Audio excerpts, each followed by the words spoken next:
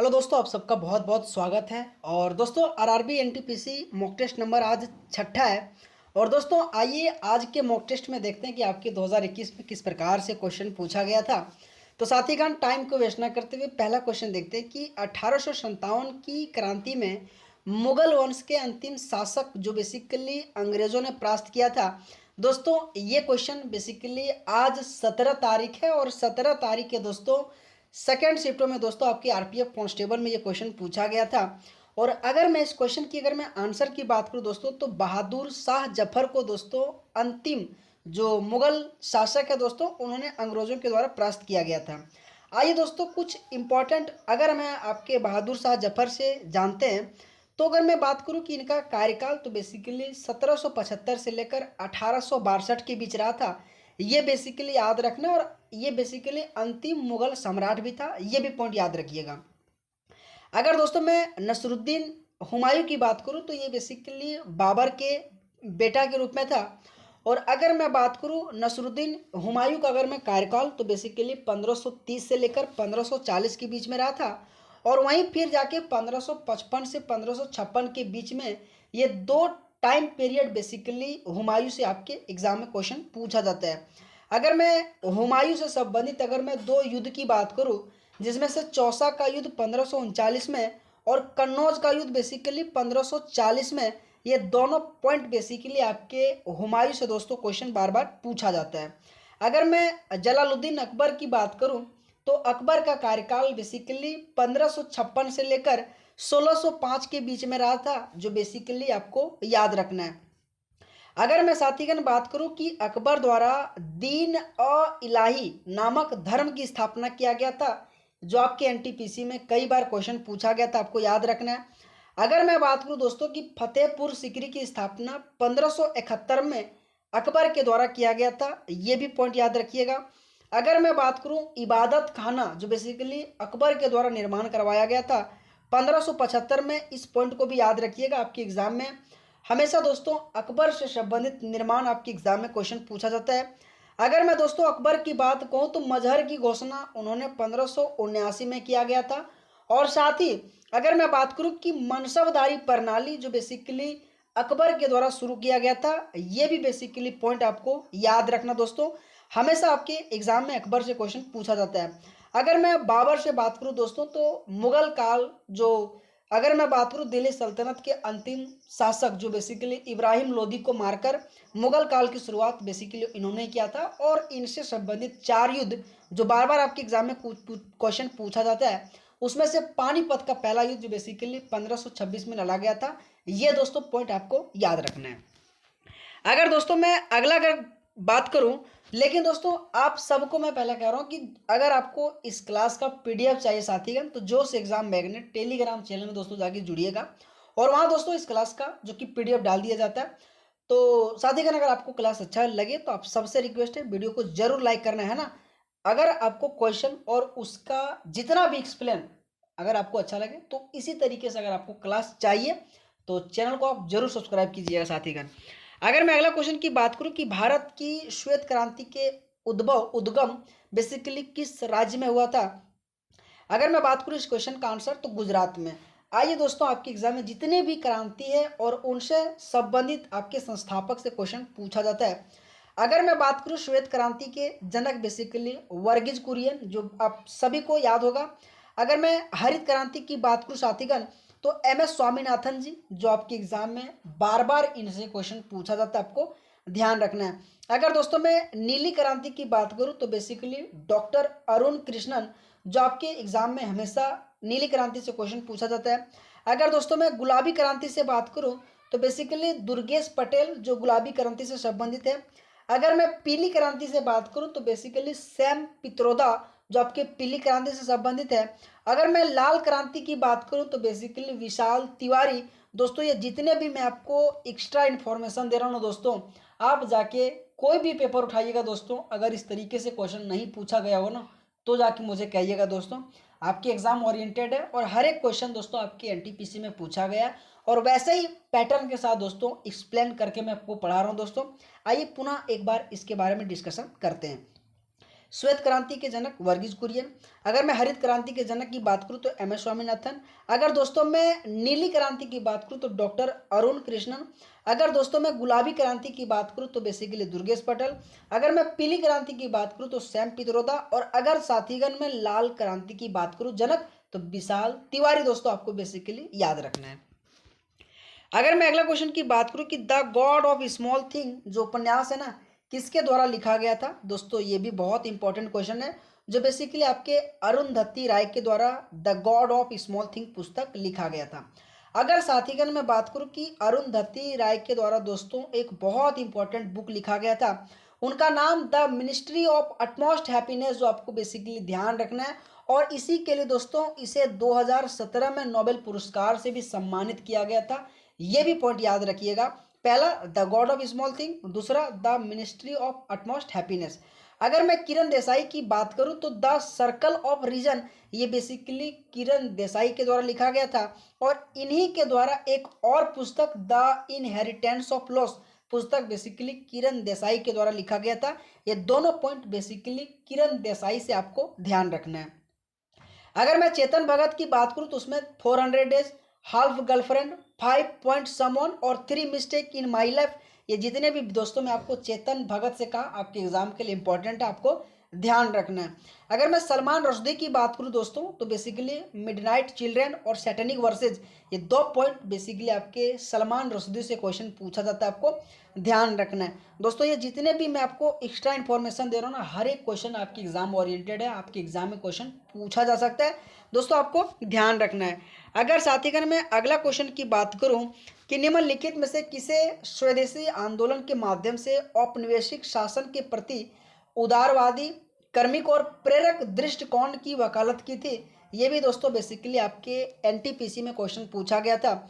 और अगर मैं इस क्वेश्चन की आंसर की बात करूं तो बेसिकली गोपाल कृष्ण गोखले ने क्रिमिक और प्रेरक दृष्टिकोण की वकालत किया था। अगर दोस्तों मैं स्वदेशी आंदोलन से बात करूं तो बेसिकली स्वदेशी आंदोलन 7 अगस्त 1905 को हुआ था। और स्वदेशी आंदोलन में दोस्तों बेसिकली अरविंद घोष, रविंद्रनाथ टैगोर, लोकमान्य बाल गंगाधर तिलक और लाला लाजपत राय जिन्होंने भाग लिया था। ये भी दोस्तों कई बार ऑप्शन में से एक नहीं दिया जाता, उसमें से बोलता कि कौन सा नहीं, आपको याद रखना है। पुनः मैं बोल रहा हूँ, अरविंदो घोष, रविंद्रनाथ टैगोर, लोकमान्य बाल गंगाधर तिलक और लाला लाजपत राय, ये 4 नाम आपको बेसिकली ध्यान रखना है। अगर साथीगण मैं बात करूं कि स्वदेशी आंदोलन बेसिकली किस वायसराय के समय हुआ था तो दोस्तों आपके करजन के समय हुआ था, ये भी बेसिकली आपको ध्यान रखना है। हमेशा दोस्तों आपके एनटीपीसी हो, एसएससी हो, कौन से वायसराय के समय कौन सी घटना घटित हुआ था उनसे रिलेटेड क्वेश्चन बार बार पूछा जाता है।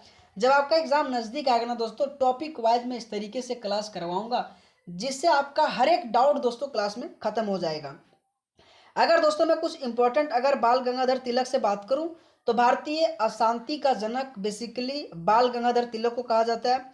अगर मैं बात करूं दोस्तों आधुनिक भारत का निर्माता भी बेसिकली बाल गंगाधर तिलक को कहा जाता है।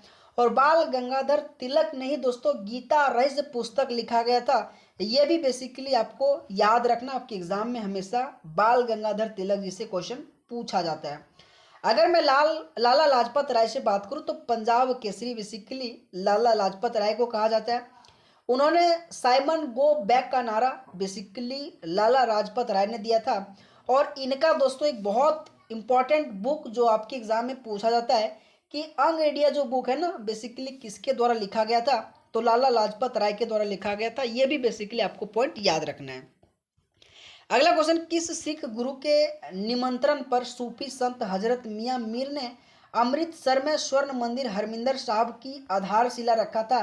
दोस्तों आपके एग्जाम में जो जितने भी दोस्तों गुरु नानक से संबंधित क्वेश्चन पूछा जाता है उसमें से 10 दोस्तों आपके नाम जो आपके फिंगर टिप्स याद होना चाहिए हमेशा। पहला गुरु नानक देव, तो दूसरा आपके, तीसरा आपके, चौथा आपके, 10वां हमेशा क्वेश्चन पूछा जाता है। लेकिन अगर मैं इस क्वेश्चन की बात करूं तो बेसिकली गुरु अर्जुन देव आ जाएगा, जो बेसिकली आपके सूफी संत हजरत मियां मीर ने अमृतसर में स्वर्ण मंदिर हरमिंदर साहिब की आधारशिला रखा था। आइए दोस्तों कुछ इंपॉर्टेंट आपके जितने भी सिख धर्म से संबंधित है चर्चा करते हैं। अगर मैं फर्स्ट की बात करूं दोस्तों तो गुरु नानक देव आपको याद रखना है। अगर मैं दूसरा बात करूं तो बेसिकली गुरु अंगद देव, तीसरा अगर मैं बात करूँ दोस्तों तो गुरु अमरदास। अगर मैं चौथा बात करूँ दोस्तों तो बेसिकली रामदास। अगर पांचवा बात करूँ तो गुरु अर्जुन देव, जो बेसिकली आपके ऑप्शन जो करेक्ट आ जाएगा। अगर मैं छठा की बात करूँ दोस्तों तो हरगोविंद आ जाएगा। अगर मैं सातवां की बात करूँ तो गुरु हरराय हरकृष्ण आ जाएगा, सातवां हर राय आ जाएगा। और आठवां आपके हरकिशन आ जाएगा। और नौवां बेसिकली आपके तेग बहादुर, जो बेसिकली औरंगजेब के द्वारा मारा गया था। और दसवां अगर मैं बात करूँ दोस्तों बेसिकली गुरु गोविंद सिंह आ जाएगा। ये जितने दोस्तों मैंने 10 के 10 आपके सिख धर्म से संबंधित जितने भी आपके गुरु का नाम बताएं दोस्तों, आपके एग्जाम में, आपके एनटीपीसी में क्वेश्चन इनसे बार बार पूछा जाता है, आपको बेसिकली ध्यान रखना है। अगर साथीगण मैं बात करूं गुरु हरगोविंद, जो बहुत इंपॉर्टेंट है, गुरु गोविंद सिंह, जो उनसे हमेशा क्वेश्चन बार बार पूछा जाता है, जिन्होंने खालसा पंथ की स्थापना रखा था, है ना। तो बेसिकली दोस्तों आपको अगर क्लास अच्छा लगे ना दोस्तों, क्वेश्चन और उनका विथ एक्सप्लेनेशन भी अगर आपको अच्छा लगे तो दोस्तों आप सबसे रिक्वेस्ट है वीडियो को जरूर लाइक करना है। अगला क्वेश्चन साथीगण कि बालिकाओं के लिए बेटी बचाओ बेटी पढ़ाओ अभियान के एक भाग के रूप में शुरू किए गए एक विशेष बैंक खाते को किस नाम से जाना जाता है। दोस्तों अगर मैं इस क्वेश्चन की आंसर की बात करूं तो सुकन्या समृद्धि योजना आ जाएगा। अगर दोस्तों मैं आपके एग्जाम के लिए अगर कुछ कहूँ तो बेटी बचाओ बेटी पढ़ाओ योजना से बार बार इंपॉर्टेंट क्वेश्चन बनता है कि बेसिकली 22 जनवरी 2015 में ये योजना आया था। बेसिकली बेटी बचाओ बेटी पढ़ाओ योजना बार बार पूछा जाता है कि कौन से मंत्रालय के द्वारा लॉन्च किया गया था। तो बेसिकली बाल विकास मंत्रालय के द्वारा लॉन्च किया गया था। ये भी पॉइंट बेसिकली आपको ध्यान रखना है। अगर मैं अगला क्वेश्चन की बात करूं कि संयुक्त राष्ट्र संघ की स्थापना राष्ट्र संघ के उत्तराधिकारी के रूप में 1945 में की गई थी। अगर मैं बात करूं तो बेसिकली क्वेश्चन आप देख रहे हो दोस्तों, हर एक ओरिएंटेड क्वेश्चन में लाता हूं दोस्तों आपके लिए। बेसिकली द्वितीय विश्व युद्ध के तुरंत बाद इस क्वेश्चन का आंसर आ जाएगा। अगर साथीगण मैं बात करूं संयुक्त राष्ट्र जो बेसिकली 24 अक्टूबर 1945 में इनकी स्थापना हुआ था, जो बेसिकली आपको याद रखना। और इनसे संबंधित दोस्तों एक क्वेश्चन बार बार पूछा जाता है कि संयुक्त राष्ट्र के पहले महासचिव कौन थे। तो बेसिकली त्रिगवे था। और त्रिगवे ये भी पूछा जाता है कि कौन से देश से संबंधित था। तो बेसिकली नॉर्वे से संबंधित था। ये भी बेसिकली दोस्तों आपको याद रखना है। अगर दोस्तों मैं बात करूं कि द्वितीय विश्व युद्ध बेसिकली कब से कब तक चला था, तो 1939 से लेकर 1945 के बीच में चला था। ये भी दोस्तों आपको बेसिकली कार्यकाल याद रखना है। अगर मैं अगला क्वेश्चन की बात करूं कि भारत की राष्ट्रपति के रूप में कार्यरत प्रथम महिला कौन थी। दोस्तों अगर मैं इस क्वेश्चन की आंसर की बात करूं जो आपके एग्जाम में हमेशा क्वेश्चन पूछा जाता है कि प्रतिभा देवी पाटिल आ जाएगा इस क्वेश्चन का आंसर। अगर मैं सुचेता कृपलानी की बात करूं तो बेसिकली भारत के पहले सीएम अगर मैं बात करूं कि कोई बना था तो बेसिकली सुचेता कृपलानी बना था। अगर मैं राजकुमारी अमृत कौर की बात करूं तो स्वतंत्र भारत की फर्स्ट महिला मंत्री की मैं बात करूं तो अमृत कौर आ जाएगा, आपको बेसिकली याद रखना है। अगर मैं प्रतिभा देवी पाटिल की बात करूं तो बेसिकली 2007 से लेकर जो कि 12 तक इनका कार्यकाल रहा था, जो बेसिकली आपको याद रखना आपके एग्जाम में हमेशा दोस्तों प्रतिभा देवी पाटिल, राजकुमारी अमृत कौर और आपके सुचेता कृपलानी जैसे क्वेश्चन पूछा जाता है। अगर मैं अगला क्वेश्चन की बात करूं दोस्तों कि डैश के हिंसक कृत्य के बाद गांधी जी द्वारा असहयोग आंदोलन को बेसिकली कब बंद कर दिया गया था। तो अगर मैं इस क्वेश्चन की अगर आंसर की बात करूं तो चौरा चोरी कांड हुआ था। अगर मैं चौरा चोरी घटना की बात करूं तो बेसिकली 4 फरवरी 1922 में दोस्तों ये घटना हुआ था, जो बेसिकली आपको ध्यान रखना है। रोलेट एक्ट दोस्तों बेसिकली आपके 1919 में घटित हुआ था। भारत छोड़ो आंदोलन दोस्तों 8 अगस्त 1942 को हुआ था, ये भी पॉइंट याद रखिएगा। और अगर साथीगण में खिलाफत आंदोलन की बात करूं तो बेसिकली 1919 में घटना हुआ था। और खिलाफत आंदोलन से दोस्तों क्वेश्चन पूछा जाता है कि उनका नेतृत्व बेसिकली शौकत अली और मौलाना अब्दुल कलाम आज़ाद के नेतृत्व से दोस्तों खिलाफत आंदोलन को नेतृत्व किया गया था। ये भी दोस्तों बेसिकली आपको पॉइंट याद रखिएगा, आपके एग्जाम में क्वेश्चन पूछा जाता है। अगला क्वेश्चन दोस्तों कि निम्नलिखित में से कौन सा तमिलनाडु में एक स्मारक नहीं है। बेसिकली बैकाल किला, मीनाक्षी अம்மन मंदिर, वेल्लूर और कोट्टम और पद्मनाभपुर दोस्तों उसमें से अगर मैं बात करूं तो ऑप्शन नंबर ए वैकल किला, जो आपके कर्नाटक तमिलनाडु से नहीं है दोस्तों, माफ कीजिएगा, है ना। दोस्तों आपके एग्जाम में हमेशा एनटीपीसी में दक्षिण भारत से संबंधित तमिलनाडु से संबंधित मंदिर बार बार क्वेश्चन पूछा जाता है। उसमें से दोस्तों मीनाक्षी मंदिर बहुत इंपॉर्टेंट है, कई बार दोस्तों आपके एग्जाम में तमिलनाडु से संबंधित क्वेश्चन पूछा गया था। अगला क्वेश्चन दोस्तों कि भद्रा वन्यजीव अभ्यारण्य बेसिकली भारत के कौन से राज्य में स्थित है। भादरा दोस्तों बहुत इंपॉर्टेंट है, जो बेसिकली आपके कर्नाटक राज्य से संबंधित है। बेसिकली अगर मैं बात करूँ दांदेली, भद्रा, ये दोनों दोस्तों बेसिकली आपके कर्नाटक राज्य से संबंधित और कई बार दोस्तों क्वेश्चन पूछा जाता है।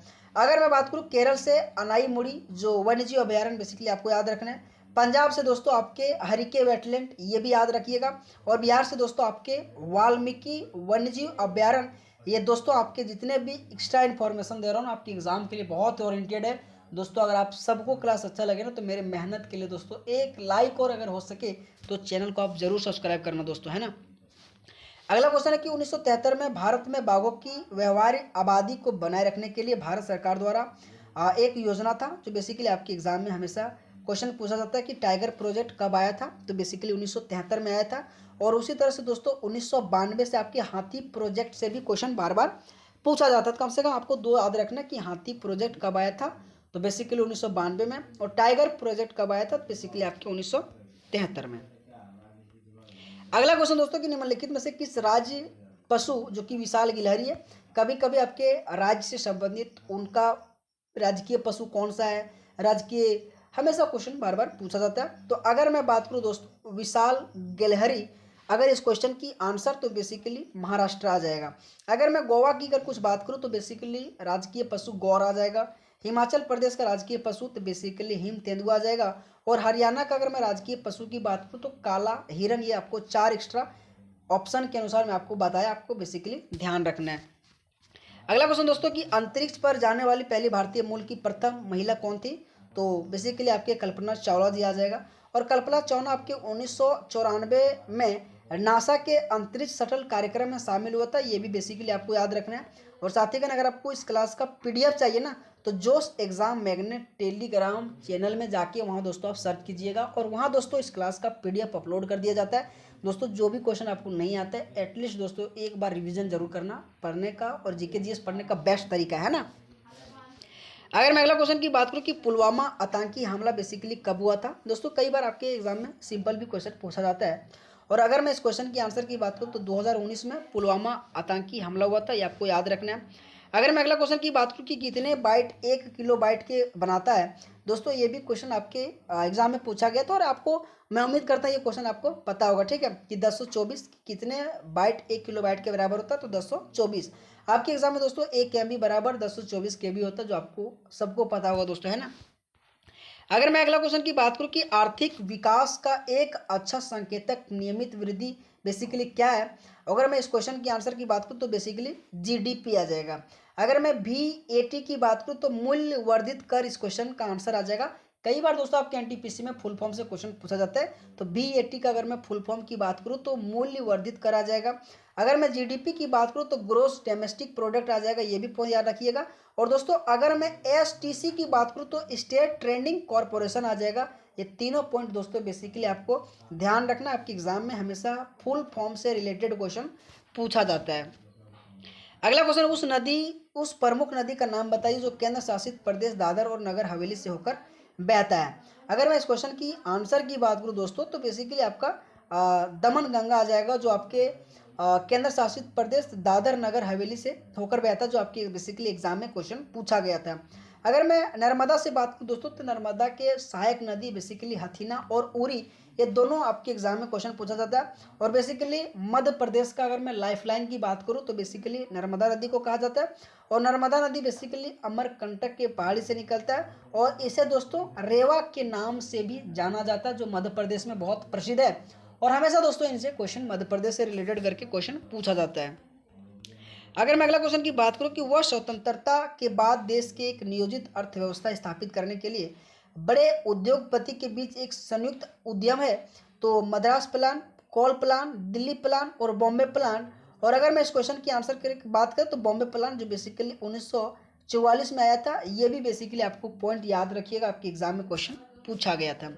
अगर मैं अगला क्वेश्चन की बात करूं साथीगण कि नमक सत्याग्रह कम से कम 3 कारणों से उल्लेखनीय है, बेसिकली आपको बताना है। भारत में युवा आबादी ने स्कूलों को जाना शुरू किया, इस दुनिया का ध्यान महात्मा गांधी की ओर आकर्षित किया, राष्ट्रवादी आंदोलन जिसमें बड़ी संख्या में महिलाओं ने भाग लिया, अंग्रेजों को यह महसूस करना था कि उनकी हमारी जो राजशाही हमेशा के लिए नहीं रहेगी। तो इस क्वेश्चन का बेसिकली भारत में युवा आबादी ने स्कूलों में जाना शुरू किया था, जो बेसिकली आपको याद रखना है। नमक सत्याग्रह बेसिकली 1930 में महात्मा गांधी के द्वारा शुरू किया गया था, जो आपके एग्जाम में हमेशा दांडी से साबरमती, साबरमती से दांडी कितना माइल चला था, कितना सहयोगी ने भाग लिया था, हमेशा दोस्तों क्वेश्चन पूछा गया था।